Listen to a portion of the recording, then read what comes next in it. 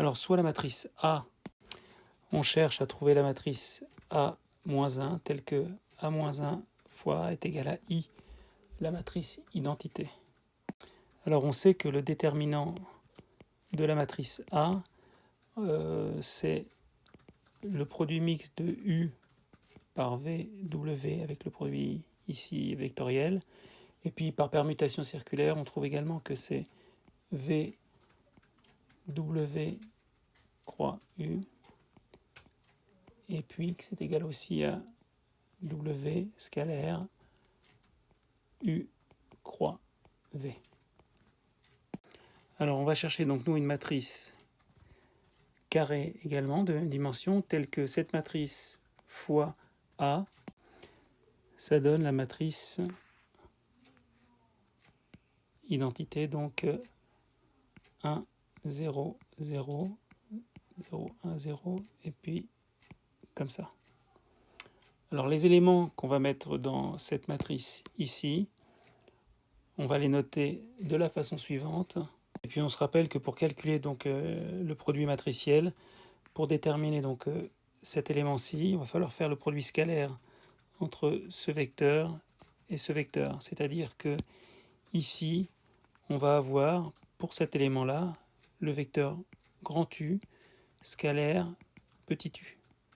Et puis pour l'élément qu'on a à côté, donc celui-ci, donc ça va être, c'est l'élément qui est dans la première ligne et puis la première colonne, la deuxième colonne ici. Donc on va avoir que cet élément c'est U scalaire petit v. Et puis pour le dernier élément, donc celui qui est ici, on va avoir U scalaire W. Alors en procédant de la même manière donc pour la deuxième et la troisième ligne, donc en construisant tous ces produits scalaires, on obtient les résultats suivants. Et donc en analysant, là on se rend compte par exemple pour le vecteur U, grand U, il doit être perpendiculaire à V et perpendiculaire à W, puisque le produit scalaire est égal à 0. Donc ça veut dire que le vecteur U, comme il doit être perpendiculaire aux deux autres, il doit être finalement ici, ce vecteur-là, ça doit être le vecteur U. Et puis on voit également, puisque dans ce cas-là, le produit vectoriel est perpendiculaire donc à V et à W. Et puis on a également ici, on remarque que ça doit, quand on fait le U scalaire U, donc c'est-à-dire finalement celui-ci, ça donne le déterminant, donc le déterminant de A. Et on remarque qu'on l'a encore à d'autres positions, on l'a ici, ça c'est le déterminant de A, et puis on l'a également ici, ça c'est le déterminant de A. Et donc pour tous les autres, finalement à chaque fois qu'on a 0, ça veut dire que on a des produits scalaires qui sont nuls, donc de la perpendicularité.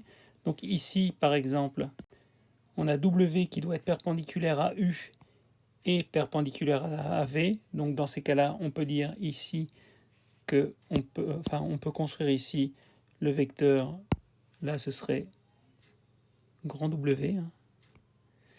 Et puis par analogie, ici on obtiendrait grand V, puisque grand V doit être perpendiculaire à W et à U. Alors par rapport à ce qui était dit au départ, on voudrait donc que A-1 fois A, ce soit égal à l'identité. Mais là, ici, quand on fait le calcul, on s'aperçoit que sur la diagonale, on a le déterminant de A, et puis ici également le déterminant de A. Donc ça veut dire qu'on n'a pas tout à fait l'identité, on a l'identité fois le déterminant de A. Et puis finalement, ça veut dire qu'au départ, ici, c'est pas A-1, donc l'inverse de A, c'est le déterminant de A fois A-1. Alors, si on calcule d'abord V vectoriel W, donc ça va être égal au vecteur grand U. Et puis donc, si on écrit tout ce qu'il y a dedans, donc ça nous donne ceci. Donc pour construire les composantes, là, on va faire, donc pour la composante en E1, on va calculer le déterminant de celui-ci. Pour E2, ça va être moins avec celui-ci, et pour E3 donc avec celui-ci, et ça donne la chose suivante. Alors si on regarde comment on pourrait retrouver ces composantes-là par rapport à notre matrice de départ, donc qui est comme ça. Alors pour notre première composante, donc celle-ci, c'est VY, donc on est par rapport à celle-ci, à la première. Donc c'est VY moins VZ, enfin moins WZ, VY fois WZ moins VZ fois WY, c'est ce qu'on a ici. La deuxième, donc on se met ici, on trace cette ligne-là et cette colonne-là. Et donc là, on a Vx fois Wz moins Vz fois Wx. Et on s'aperçoit que c'est l'opposé de ce qu'on a ici. Donc là, pour être sûr de se rappeler, on met ici un petit moins parce qu'il va falloir prendre l'opposé. Et puis pour la dernière ligne, par contre, ça fonctionne, hein. On a bien pour la colonne là et la ligne là. Donc on prend les deux derniers, donc c'est Vx Wy moins Vy Wx, et c'est bien ce qu'on a ici. Alors si on écrit la même chose donc pour les deux autres produits vectoriels, on a ça. Alors donc pour le deuxième, donc pour ici, si je prends pour le premier élément, donc on est avec le V, donc là c'est dans cette colonne là. Le premier élément donc ici, donc en fait on va faire uniquement avec ces quatre là.